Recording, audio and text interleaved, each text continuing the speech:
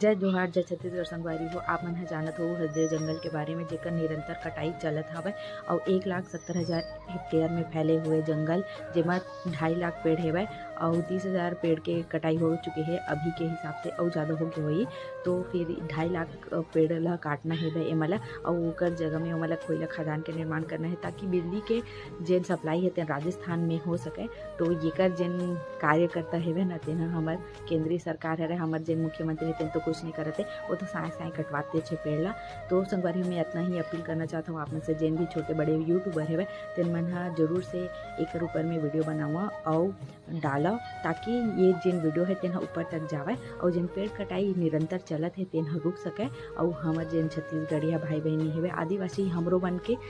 जिंदगी है तेन संवर सके। काबर कि अगर पेड़ कट जाही तक बिल्कुल भी हमारा तो शुद्ध ऑक्सीजन मिल ही नहीं पावे, शुद्ध हवा नहीं मिल पावे, कुछ नहीं मिल पावे संगवारी हो।